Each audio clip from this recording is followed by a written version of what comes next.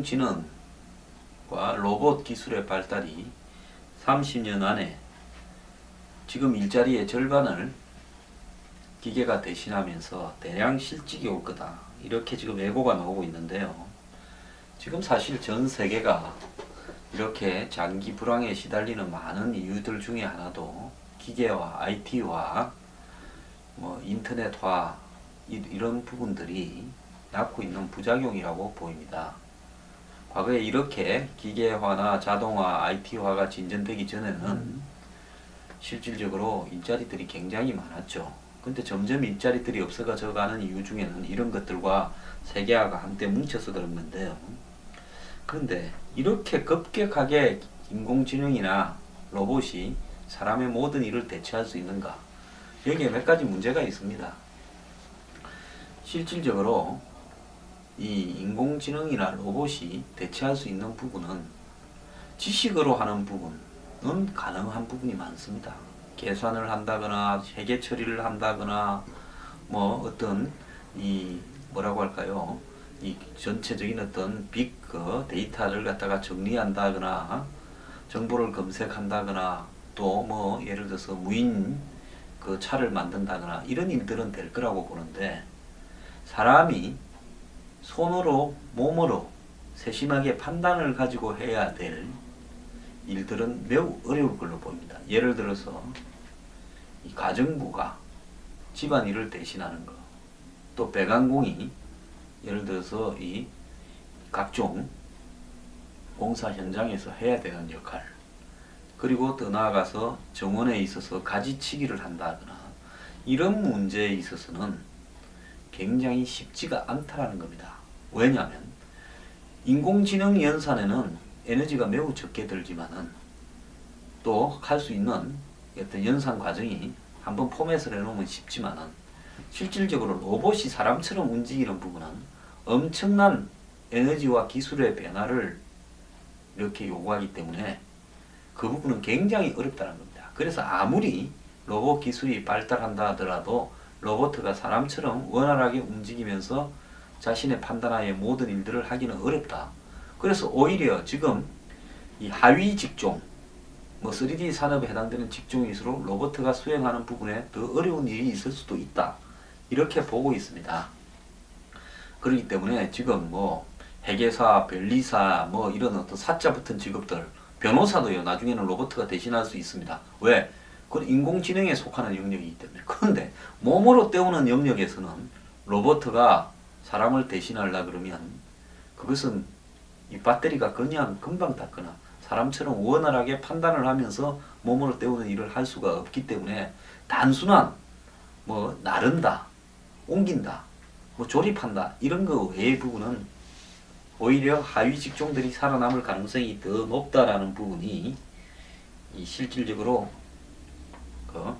예측되는 부분입니다. 근데 여기서 이제 하나 중요한 것은 IT 기술의 발달로 앱이니 뭐니 요즘 많죠. 배달 앱도 있고 우버 택시니 한국의 카카오 택시니부터 이런 것들이 있고 또 호텔이나 숙소 예약도 하는 사이트들이 발달해 있고 이러면서 중개 기능을 하는 사이트가 발달했는데 이것이 과연 새로운 수요를 창출하고 새로운 어떤 부가가치를 창출할 것인가? 저는 그렇게 보지 않습니다. 이런 앱들은 개발한 소수의 개발자나 오너에게는 많은 이득을 갖다 주겠지만은 그 배달 앱이라든지 또 예를 들어서 우버 택시나 카카오 택시나 이런 어떤 거기에 종사하는 다수의 사람들은 한마디로 자기가 가진 자가용을 가지고 그 밑에 속해서 그야말로 시키는 대로 하면서 신분 보장은 되지 않는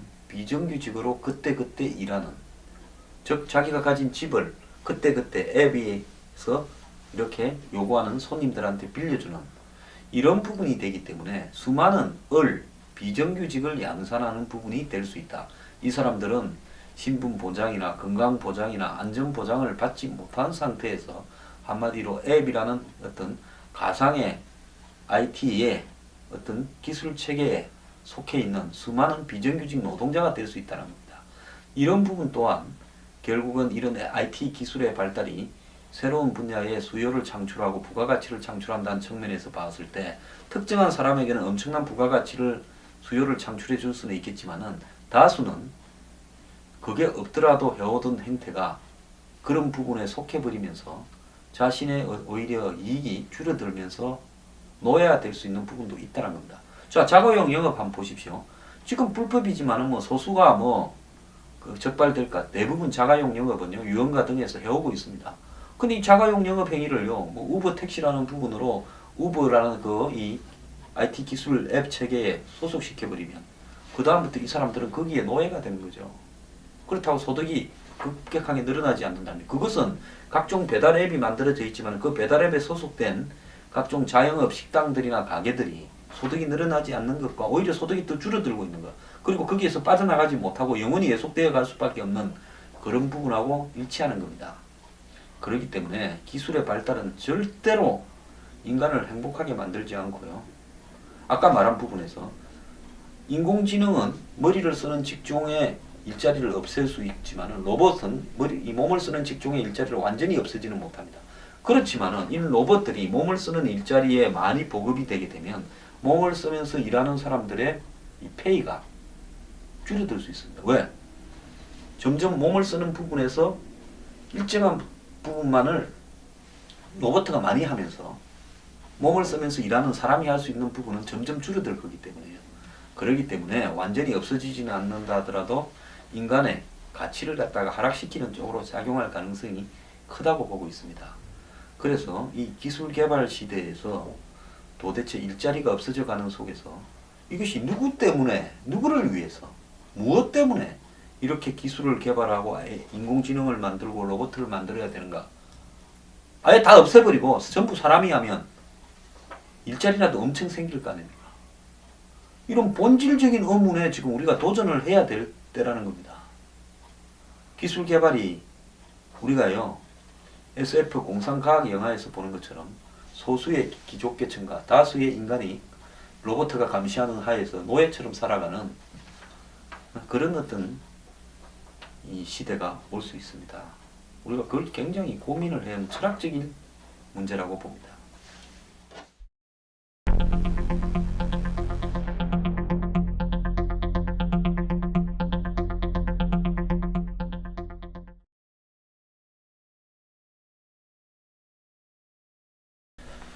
전번에 브렉시트라고 영국이 EU 탈퇴를 이야기했는데요. 영국뿐만 아니라 네덜란드에서도 지금 탈퇴하자고 탈퇴하지 마자가 비슷하게 나오고 체코도 지금 탈퇴하자라는 의견이 높아지고 있습니다. 그래서 덴마크도 지금 그러고요. 줄줄이 지금 EU에서 탈퇴하자라는 부분이 대세가 되어가고 있는 부분은 앞으로 EU가 제대로 굴러가겠나 하는 의문을 주고 있습니다. 결국 좋은 목적으로 유럽이 하나가 돼가 국경도 없애고 금융이나 재정도 통합해 가면서 이 평화롭게 서로 살아가고 이러자 하는데 결국은 그것이 독일같이 제조업에서 경쟁력 있는 나라는 유리하게 만들고 나머지 적은 나라들은 그런 나라들의 애속이 되게 만들면서 오히려 난민이니 불법 이민들이 몰려와서 한마디로 그 지금 어중간한 나라들은 그런 후유증을 감당해야 되고 또 유럽의 그 어떤 공통적인 어떤 재정 이 복지 기준을 정하면서 감당할 수 없는 그런 일들이 각 나라마다 벌어지고 있는 이런 부분에서 과연 EU가 유럽에 무엇인가 하는 근본적인 고민에 도달한 겁니다. 금융 서비스업이 높은 영국은 EU의 금융감독 규제를 수용할 수 없다 이렇게 지금 나오고 있고요.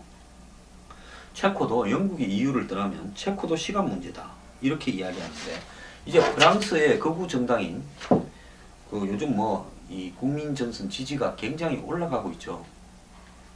지금 곳곳에서 약진을 하고 있습니다. 이 국민전선의 마리 르펜 대표가 EU 탈퇴를 이제 주장하고 있다는 겁니다. 자, 지난해 의회에서 유로존 탈퇴 청원이 제기된 핀란드하고 그 다음에 보수정당이 집권한 폴란드도 EU 탈퇴 대열에 이름을 올렸다는 겁니다. 자, 그러면 쉽게 이렇게 탈퇴가 되지는 않겠지만은 EU가 지금과 같은 이런 행태로 자신들이 원하는 방향을 밀어붙인다면 이 부분을 견디지 못한 나라들은 탈퇴할 가능성이 매우 커지게 됩니다. 자, 이런 속에서 EU의 근본적인 성격을 새로 규정하고 그 안에서 같이 할 수 있는 일과 따로 할 수 있는 일을 구별해서 좀 느슨한 시스템으로 만들지 않으면 과연 EU가 존재할 것인가 한 3, 40년 후에 저는 매우 부정적으로 보고 있습니다. 요즘 그 취업의 3종 세트 하면 좋은 학교, 좋은 학점, 영어 성적이고 5종 세트 하면 여기에 어학 연수하고 자격증, 실종하면 여기에 공모전 입상이나 인턴 경력 이런 게 다 들어간다는 겁니다. 그래서 부모 잘 만난 애들은 로펌이나 이런 데 인턴을 경력을 쌓기도 하고 방송국에 인턴하기도 하고 그러죠.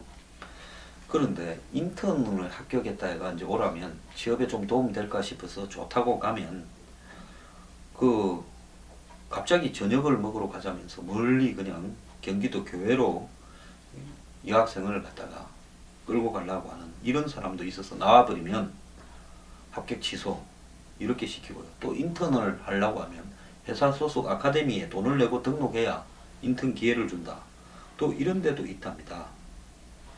자, 이 인턴을 빙자해가지고요. 애들 이렇게 착취하는 이런 인간들에 대해서 정부가 전부 조사에 들어가야 됩니다.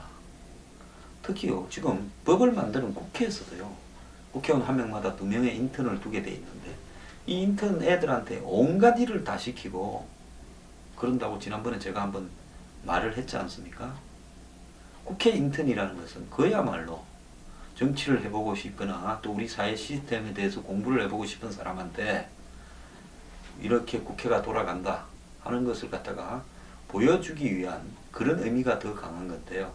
오히려 그 인턴한테 온갖 자비일, 허들의 일부터 인격 수모적인 일까지 시키는 이런 인턴 시스템을 국회가 운영한다.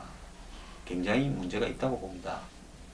그래서 인턴직에 대한 이런 어떤 정식 직업이 아니다 보니까 일종의 법과 규제의 사각지대에 있을 수 있는데요.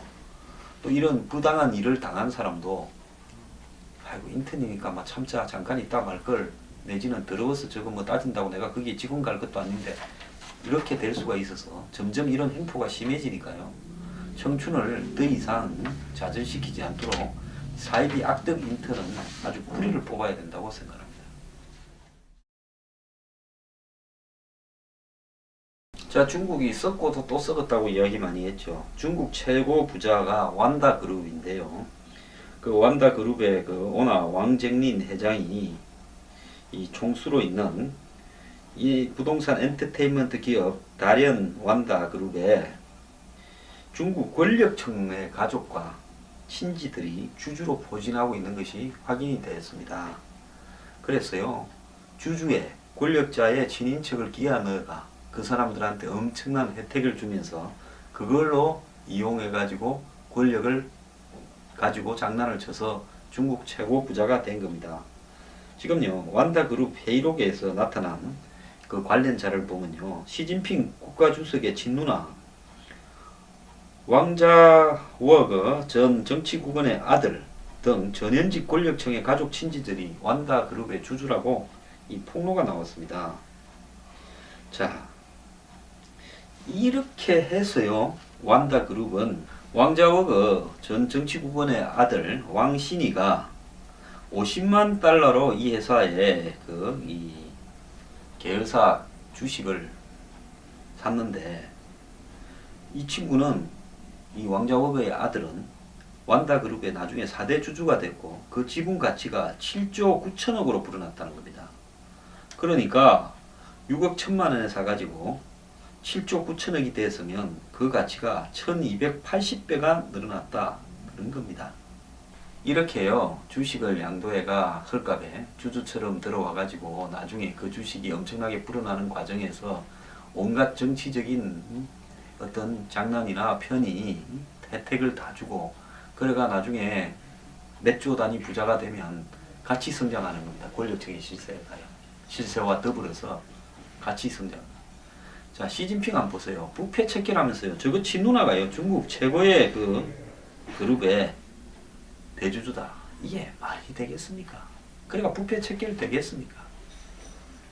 저런 사람들이 오늘날 세계 뭐 2대 부국이라고 우리한테 와서 협박하고 있습니다.